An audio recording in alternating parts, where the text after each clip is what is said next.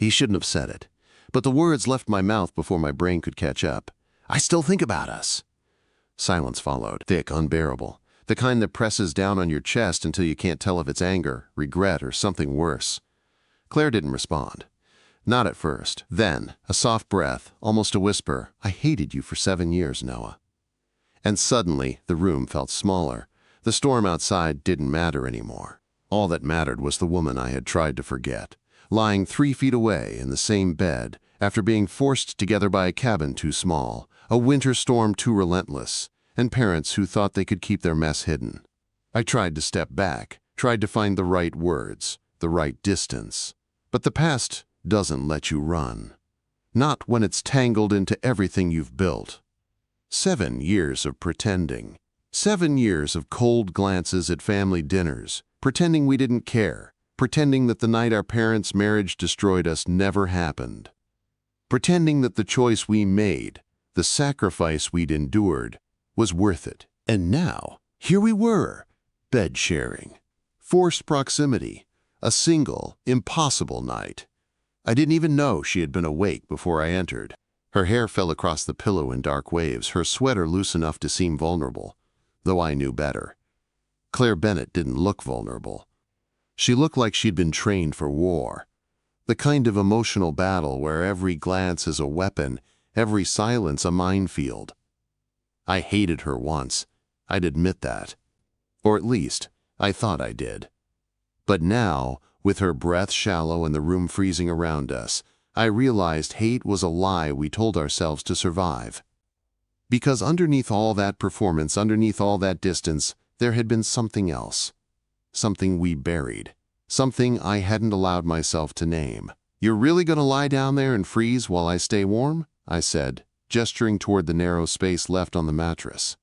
"I'm fine," she said flatly, but her fingers tightened around the sheet. She wasn't fine. I killed the lights and climbed in, deliberately as far to my side as I could. A canyon of space stretched between us, but the air shifted, a subtle acknowledgement that proximity doesn't respect walls. Then she spoke. "How's Emma?" My chest stopped. She never asked, never acknowledged my daughter except in polite, obligatory ways at family events.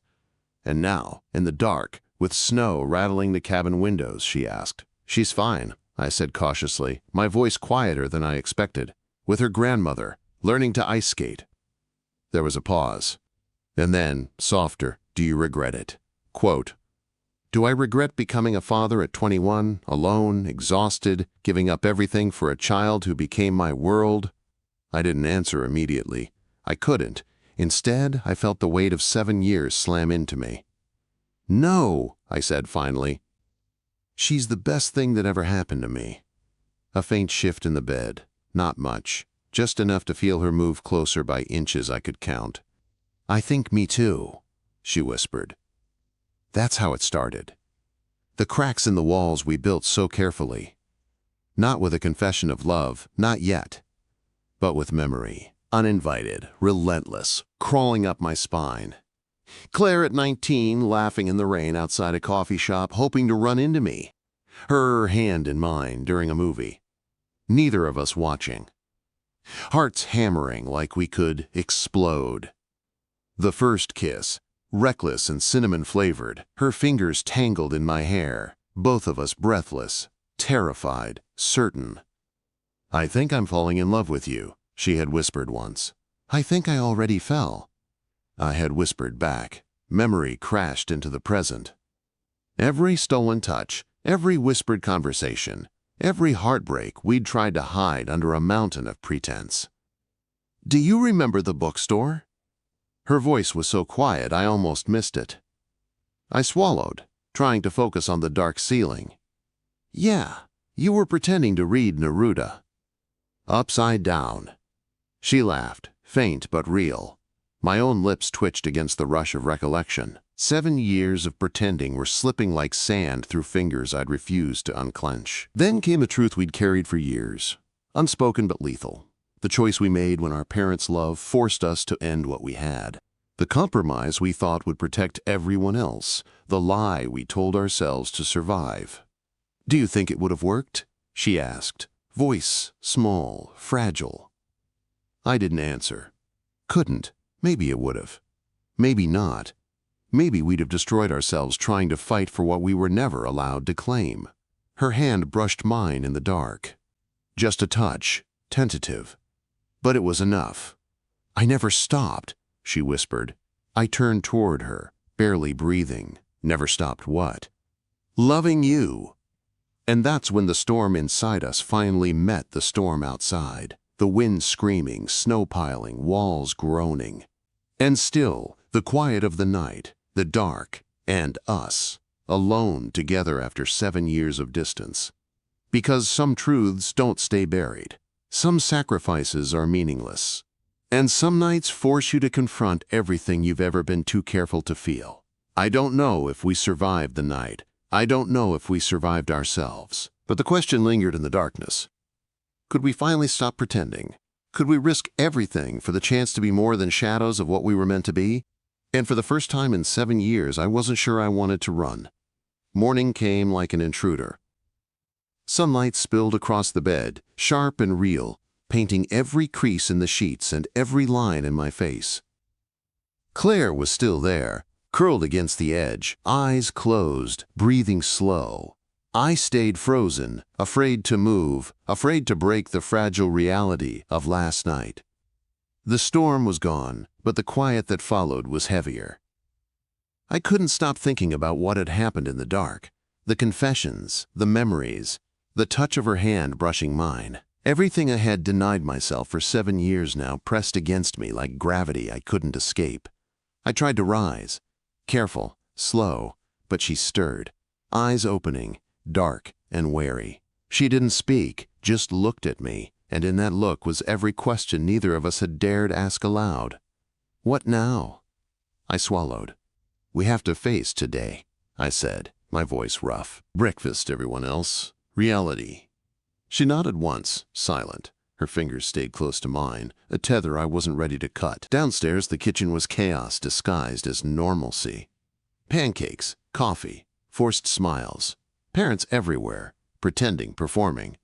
My father looked older, stiffer. Claire's mother avoided my eyes. The room smelled like burnt syrup and tension.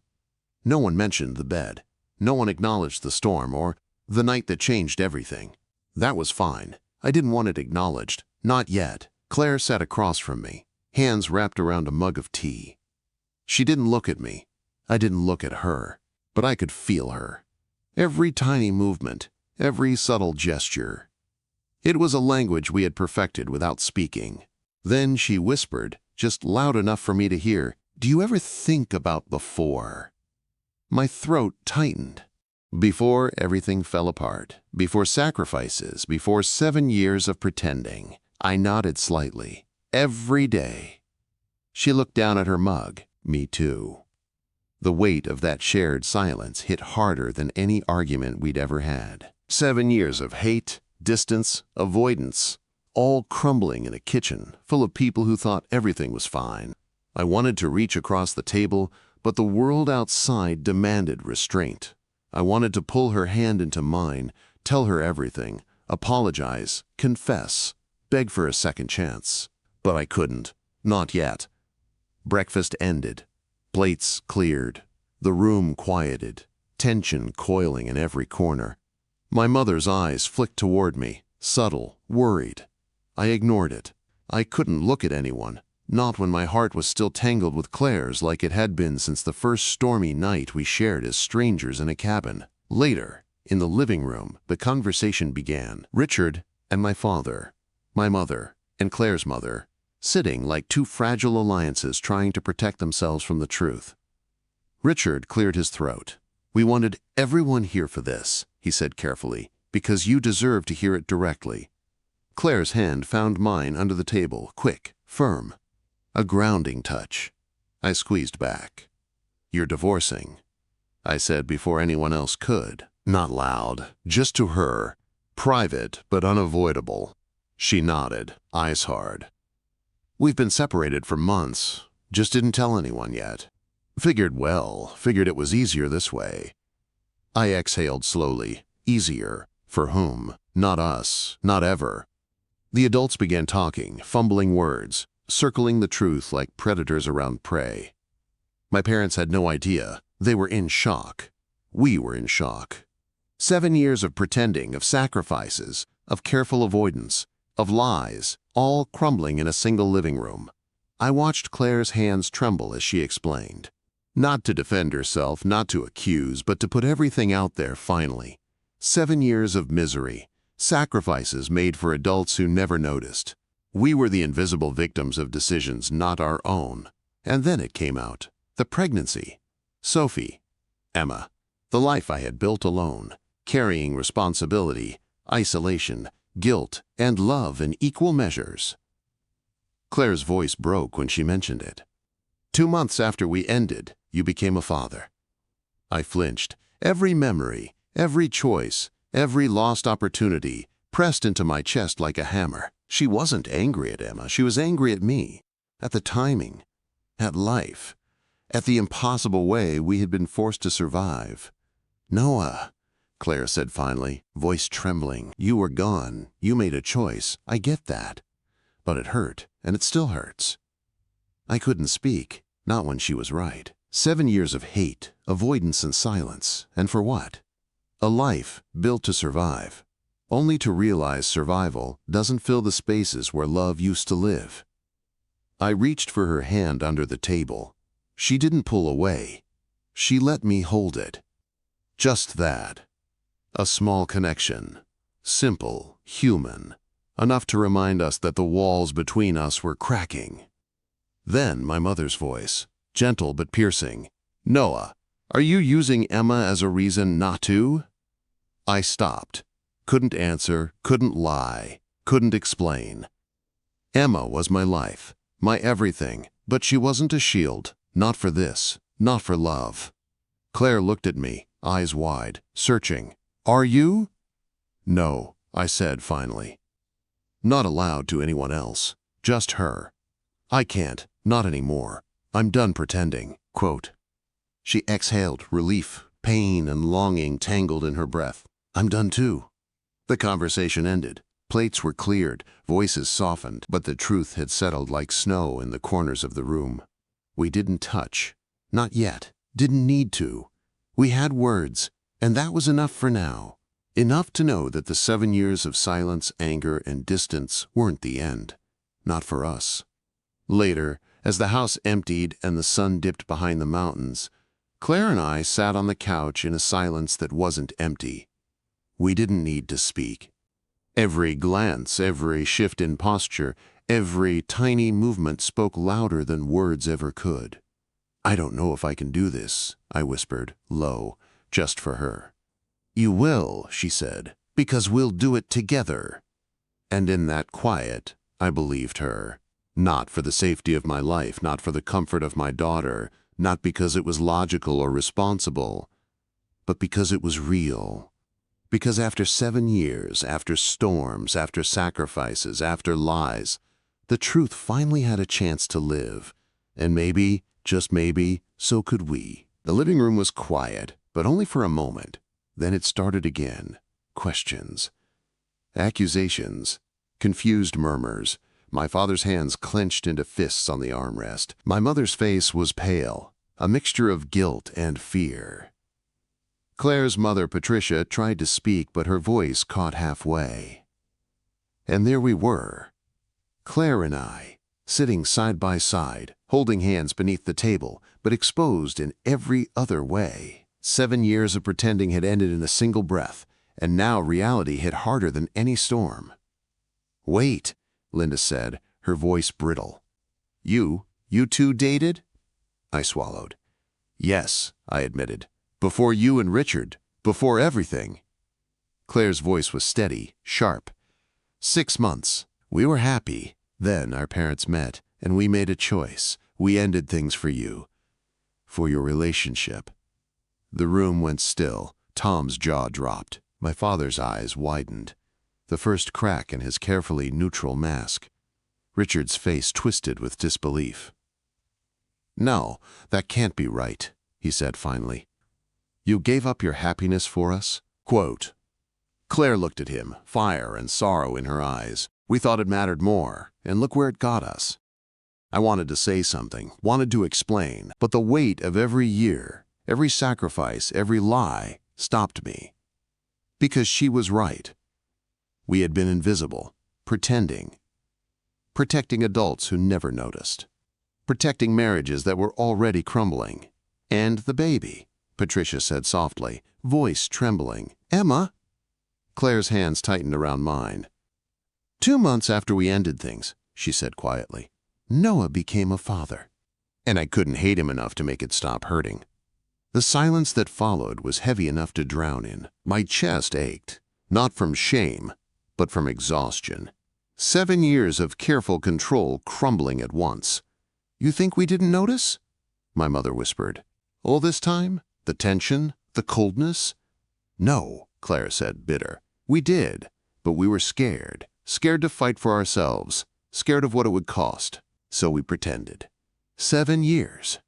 Pretending to hate each other so everyone else could feel comfortable. Quote, I exhaled slowly. Every truth I'd buried surfaced. Every night alone, every sacrifice, every quiet moment of longing and regret, it all came crashing into the room. You've been miserable, my father said finally. All of you. Yes, I said, voice breaking. We've been miserable, and we protected you. For what? So that this weekend everything would feel normal? So that the truth would stay buried? Richard's face softened. I had no idea. Of course you didn't, Claire said. You weren't paying attention. None of you were. And the truth? It doesn't belong to you. It belongs to us. 7 years. Spent pretending we didn't matter, pretending our love didn't exist, pretending everything we felt was irrelevant. Her words hit me like snow collapsing from a roof. Every syllable. A reminder of what we'd lost, what I'd lost, what she'd lost. I gripped her hand tighter. Not because I needed comfort. Not just that. Because it was the only anchor I had in a sea of chaos. And Noah, Claire continued, voice softer now, almost gentle. I can't forgive you for what happened with Sophie, or for all the choices that built this life. But I also can't stay angry forever. Not when I've felt the same thing all this time. The room was quiet again, everyone frozen, waiting, processing. I wanted to say, it wasn't perfect. It was never perfect, but it was always real. Every day I thought about you, every holiday, every glance across a table. I never stopped. She looked at me, eyes shining, and whispered the words I'd longed to hear for 7 years. I never stopped either. The air between us shifted. It wasn't just the past anymore. It was now. And now was complicated, dangerous, real. My mother's voice cut through softly, carefully. Noah, Emma. I flinched. The reminder of my daughter. My responsibility. My anchor and my cage. Yes, I said, calm but firm. Emma matters, more than anything. But that doesn't mean I can't have other parts of life, too. Parts I've been denying myself for 7 years. Claire's fingers interlaced with mine. A subtle, grounding touch. Not public, not even noticed by anyone else, but enough to remind me that some truths can't be hidden forever. Then came the question I'd been avoiding for years. So what now? I looked at her, really looked. Not the performance, not the pretense, not the carefully built walls. Just Claire. The woman I loved, the woman I'd hurt, the woman I'd spent 7 years thinking about in silence. We tell the truth, I said finally. All of it. We stop pretending, and then we figure out the rest together. Claire nodded. Her eyes, wet and bright, mirrored mine. Together, she said. The room around us faded. The arguments, the confusion, the parents, the history. None of it mattered in that moment. What mattered was here, now, fragile, beautiful, terrifying. We had no idea how it would go, no idea if it would work, no idea if our hearts, scarred and cautious, could survive the reality of our choice. But we were done hiding, done pretending, done sacrificing everything for adults who had never seen us. And maybe, for the first time in 7 years, it felt like hope. Later, when the others left the room for a moment, Claire turned to me. Her voice shook. Are we allowed to feel this? Quote, I laughed. Small, bitter, but real. After 7 years of pretending, I think we finally deserve it. She smiled, faint but genuine, a start, a first step. And in that fragile, fleeting moment, the storm outside no longer mattered.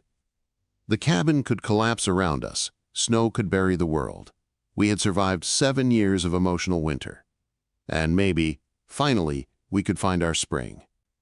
The question remained, though, hanging between us, heavier than snow. Could we survive what came next? Could we rebuild a life fractured by time, lies, and impossible choices? Noah Miller didn't have an answer. Not yet. But for the first time in years, he didn't feel the need to run. The car ride home was quiet. Not awkward quiet. Not the kind of silence that burns between two people who've spent 7 years pretending to hate each other. This was a different quiet. Heavy, but full of unspoken promises. Possibilities. Terrifying, fragile possibilities. Claire sat in the passenger seat, her fingers brushing my arm now and then. I didn't pull away. Couldn't. Every inch of her presence reminded me of the nights we'd spent pretending we were strangers. And now we weren't. We were real. At the apartment, Emma's toys scattered across the living room floor looked small and insignificant against the storm of truth we'd just survived. 6 years old and already wiser than the rest of us, my daughter had no idea how much history lived in this room. She ran to me the moment I opened the door. "Daddy! I learned to skate!" she shouted, twirling with a tiny victory that made the world feel lighter for a second. I scooped her up, holding her against my chest. The weight of responsibility pressed against me, but not enough to stop the racing in my chest. Claire followed quietly, a little hesitant, watching. Emma's eyes flicked to her, curious, perceptive. "Daddy, is this?" she asked, tilting her head. "Yes," I said carefully, setting her down. "This is Clare. She's someone important to me, someone I care about." Claire smiled softly. "Hi, Emma. I'm glad to finally meet you properly." Emma considered her for a long moment. "You seem nice," she said finally. "Do you like Legos and animals?" "Yes," Claire said. "I love Legos, and I think animals are the best." Emma's eyes lit up. First connection made. Small, but real. Later, Claire and I sat in the kitchen while Emma played quietly in her room. I couldn't stop the words spilling out. The memories, the guilt, the longing. 7 years of pretending, gone in the span of a conversation. "Do you ever think about what it would have been like?" she asked, voice soft. "All the time," I admitted. "Every day. And now we get to try again. For real." Her eyes were bright but wary. "And Emma?" "She's my life," I said. "Always first. Always. But that doesn't mean I can't let myself be happy too." We stayed there, quiet, letting the weight of everything sink in. The past, the mistakes, the sacrifices, all of it. And slowly, a fragile hope grew. The next day, we faced Emma together. Claire came over, a little nervous but determined. Emma ran to her first, the little girl's way of testing the waters. Claire knelt down, talked to her about dinosaurs, animals, and Legos. By the end of the afternoon, Emma was laughing, running between us, no longer just observing. She was participating, approving.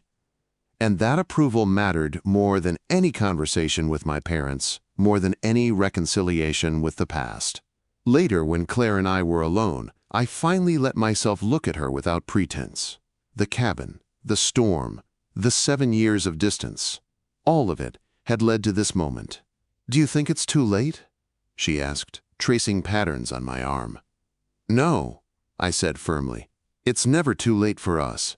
But it's going to be messy, complicated, terrifying. Worth it?" Quote. I smiled, the first real one in years. Every second, even the hard ones.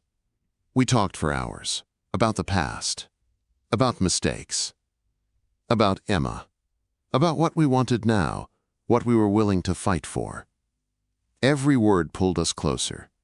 Every confession chipped away at the walls we'd built. Then came the hardest part, telling our parents together.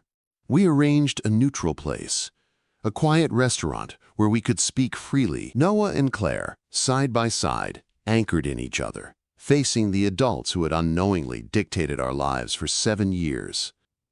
The conversation was tense, raw, full of tears and apologies. Patricia and my mother finally understood the consequences of their decisions, of the secrecy, of the sacrifices they had asked of us without realizing. "I'm sorry," my mother said quietly. "I didn't see. I didn't realize what it was costing you." Claire's voice broke, soft but unwavering. "We were miserable. And you didn't notice, but we're done pretending." Richard nodded slowly. "We support you," he said, "even if it's hard to process." The relief, the validation, the acknowledgement, it was all there. And for the first time in years, I didn't feel like the boy hiding behind responsibility. I felt like myself again.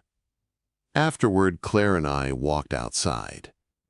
Snow crunched beneath our feet, the crisp air sharp but cleansing. We stopped in the parking lot, a quiet understanding passing between us. "We did it," she said softly. "Yes," I said. "We told them, all of it, and now we figure out the rest." Her eyes searched mine. "Are you ready?" I hesitated, heart pounding. "I think I am, but it won't be easy. Not with Emma, not with the past, not with everything we've lost." She smiled. "Then we do it together, step by step, day by day, like we should have 7 years ago." I reached for her hand, holding it like a lifeline. "Together," I said, and we were. For the first time in 7 years, truly together, not pretending, not surviving, but starting to live. Even in the quiet moments that followed, when Emma asked about Legos or dinosaurs or breakfast choices, the warmth of possibility stayed. The future was uncertain, fragile, terrifying, but for the first time, it was ours to shape. We had survived the storm, the secrets, the sacrifices, and the waiting. And now, finally, we could try. Because love wasn't about pretending anymore. It was about choosing each other. And this time, we weren't running. The weekend ended, but the storm didn't. Not the one outside. The one inside me, inside Claire, inside Emma. Returning to the apartment, the quiet seemed heavier than the cabin. Snowy mountains replaced by city streets, predictable routines, responsibilities, all of it pressing down on us like gravity. Emma ran ahead, backpack bouncing, cheerful as ever. "Daddy, can Claire come play Legos today?" I froze. The innocence in her voice hit me harder than any confrontation. She didn't understand everything, couldn't possibly. But her approval mattered more than any adult's. "Yeah," I said finally, careful. "She can. But remember, be polite, okay?" Claire followed, quiet, watching Emma closely. I could see the anxiety in her posture. I understood it all too well. 7 years of silence doesn't vanish overnight. Later, after Emma disappeared into her room to start a Lego masterpiece, Claire and I sat across from each other at the small kitchen table. I poured coffee I didn't drink, hands wrapped around the cup for warmth, grounding myself. "This feels unreal," Claire said softly. "Like the snowstorm never ended, but we did." "It does," I admitted, "except now the walls aren't protecting us. They're gone. And reality is messy." She nodded. "And scary, because we can't just hide anymore. Emma sees us. Our parents know. Everyone knows. And we still have to live our lives." I rubbed my face. 7 years of pretending. I don't even know what it means to just be us. Without fear, without hiding. Her hand found mine across the table. "Then we figure it out, step by step." I nodded, but the doubt remained. Every decision had consequences. Every choice weighed against Emma, against family, against everything we'd fought to protect. Then came the first test, my ex, Sophie, calling. Her voice bright, teasing, oblivious to the chaos in my heart. "How's my daughter? Did you survive the weekend?" "Yes," I said cautiously. "Emma's fine." And I need to tell you something," I said, careful. "Something important. Not about Emma, About me. About everything. There was a pause. Then a deep breath. "Okay," Sophie said. "I'm listening." I swallowed, heart hammering. I'm trying to be honest now. I can't pretend anymore. 7 years. Hiding, pretending, surviving. It's over. I want to try again. With someone I care about. The line went quiet. "I see," she said finally. Calm, measured. "I just want Emma to be happy, Noah. You know that, right?" "Yes, I do, and I will protect her, always." Her voice softened. "Then I can live with this. Just don't hurt her, or yourself." "I won't," I promised. I hung up, breathing hard, realizing how fragile this was. One wrong move, one misstep, and everything could unravel. Later, Claire and I faced the reality of integrating our lives. Emma adored Claire, yes.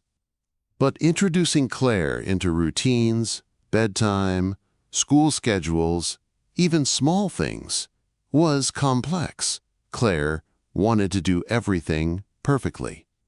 I wanted to shield her from mistakes I'd already made. We argued quietly, carefully, about Legos and bedtime, responsibilities and compromise. No shouting, just tension. The kind that lingers after 7 years of silence and sudden honesty. "I don't want to mess up," Claire said finally. "I don't want her to think I'm replacing anyone or confusing her." "You're not," I said firmly, "and she'll learn that. Slowly, she trusts me, and I trust you. That's all we need for now." Her lips pressed together. "I know, it's just every step feels like walking on ice." I smiled faintly. Then we hold hands. Even as we laughed softly, a text arrived. My mother. "Noah, careful. Take it slow. They're still fragile. Your father, too." I read it twice. Every adult had their emotions tangled. Everyone's expectations pressing down. And yet, Claire's hand in mine reminded me, some things were worth the risk. Some things required us to move forward, even when we weren't ready. That night, after Emma fell asleep, Claire stayed longer than usual. The apartment was quiet, dark, but different from the cabin.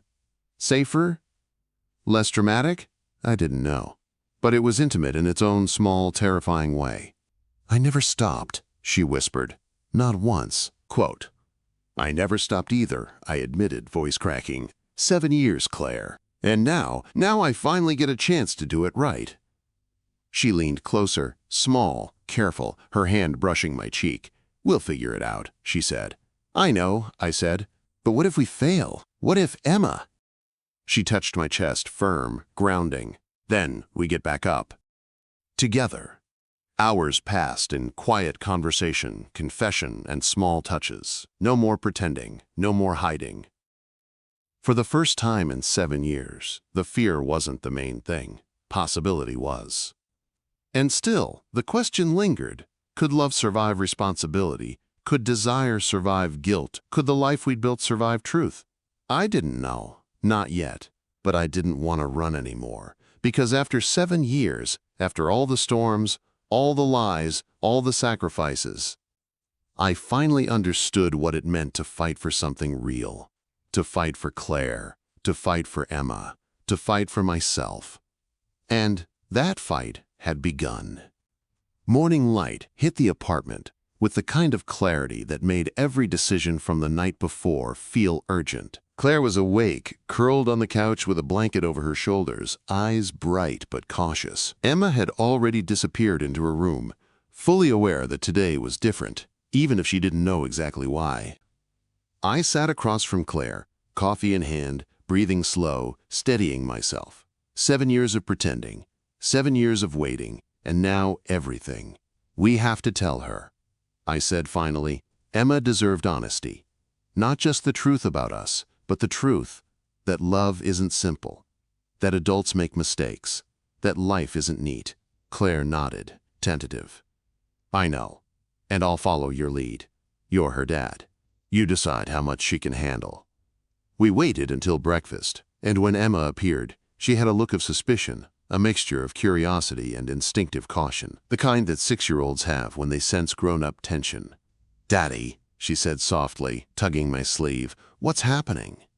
I smiled gently, crouching down to her level. "Something important, baby. I need to tell you about someone, about me and someone I care about. Quote, Claire stepped forward slowly, kneeling beside us. Hi, Emma, I'm Claire, and I'm really happy to finally meet you properly. Emma studied her, a pause, then the smallest smile. You seem nice. Yes, Claire said. I hope we can be friends. I like animals and Legos too. Emma grinned. Me too. And I think you're going to be okay. It was a small, perfect moment. Simple, honest, real. The first step in bridging 7 years of complicated history. After schoolwork, after Legos, after the smallest meals eaten together with laughs instead of tension, Claire and I finally had a chance to talk alone. This feels different, she said quietly. Being here, really here, with Emma, with you, it's real now. No pretending, no walls. It is, I agreed, and it's terrifying. She laughed softly, a little bitter, a little relieved. You have no idea. Every step feels like walking on ice. One wrong move, it could all collapse. Then we hold hands, I said. Every step, every choice, together. Her smile was fragile, but it held. Together, she repeated. The day passed with quiet victories. Emma shared stories, taught Claire how to build a Lego castle the right way, laughed at Claire's attempts at jokes. For the first time, I saw Claire as part of our little world. Not an intruder, not a stepsister, but someone who could exist in the same space as Emma and me, without danger, without pretension. That night, after Emma was asleep, we sat on the couch, bodies close enough to feel the warmth without words. I never imagined we'd get this chance, Claire whispered. Neither did I admitted. 7 years, and now, finally, it's ours to try. Her hand found mine again, soft, deliberate. Do you think we can? I stared at her, the weight of everything pressing down, the stakes higher than ever. I don't know, but I do know this. I don't want to hide anymore. Not from you, not from her, not from myself. She leaned in, just slightly, resting her head on my shoulder. Then let's try, she said, together. We stayed like that for a long while, not talking, not needing to, just existing in a shared space where the past didn't rule us, where we could be allowed to want, where we could begin to rebuild. The next morning, Emma bounded down the stairs with her usual energy, oblivious to the magnitude of what had shifted, but somehow aware that the world had tilted in subtle ways. Daddy, Claire, I made a castle, she shouted. And just like that, the weight of responsibility became lighter. Hope became tangible. Possibility became real. Claire watched her carefully, a small, genuine smile breaking across her face. She's amazing, she whispered. She is, I said softly, watching the two most important people in my life interact. Emma didn't know it yet, but she was learning from us. That love, honesty, and courage were not just words. They were actions.